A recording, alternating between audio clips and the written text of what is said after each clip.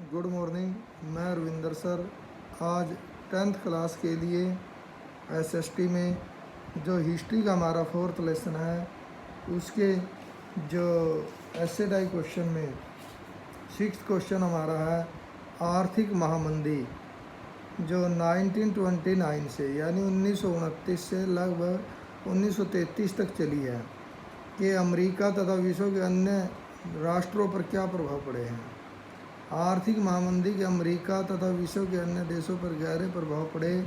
Soviet संघ को छोड़कर, सोवियत संघ रूस को छोड़कर बाकी कोई भी देश इस महामंदी के प्रभाव से अछूता न रहा, यानी सभी देशों के ऊपर इसका प्रभाव पड़ा है, केवल सोवियत संघ रूस को छोड़कर। इस संकट के क्या परिणाम निकले?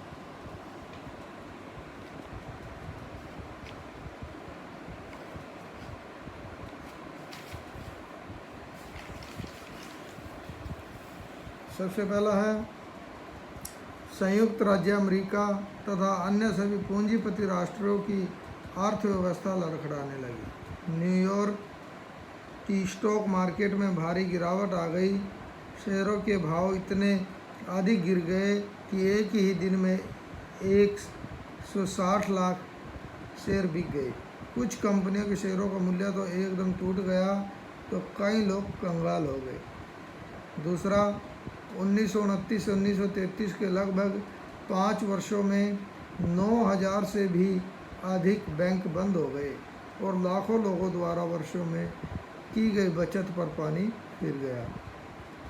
नंबर 3, कारखानेदारों तथा कृषकों यानी किसानों को काम में लगाने के लिए धन न मिला, पैसा नहीं मिला और जनता के पास कुछ खरीदने को पैसा न था, इसलिए भारी मात्रा में उत्पादित माल बिना बिके रह गया। परिणाम स्वरूप हजारों कारखाने बंद हो गए। इन परिस्थितियों में करोड़ों मजदूर बेरोजगार हो गए।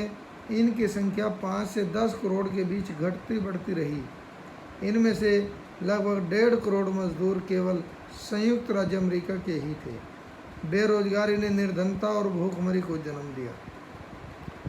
आर्थिक महामंदी का यूरोपीय देशों के उपनिवेशों की अर्थव्यवस्था पर भी बुरा प्रभाव पड़ा। जर्मनी तथा इटली में तानाशाही सरकार, तानाशाही यानी जिसके ऊपर कोई भी प्रतिबंध ना हो, कोई भी जो है रोक ना हो, ऐसी जो सरकार है। फांसीवादी शक्तियों का उदय अप्रत्यक्ष रूप से आर्थिक संकट के कारण ही हुआ है। यानी ये बताना है कि जो आर्थिक महामंदी का मुख्य रूप से अमेरिका के ऊपर क्या प्रभाव पड़ा। सबसे पहले उसकी अर्थव्यवस्था टूट गई, बैंक बंद हो गए, कारखाने बंद हो गए, लोग जो है वो बेरोजगार हो गए, भूखमरी फैल गई और अर्थव्यवस्था जो है वो बिल्कुल ही ख़त्म हो गई।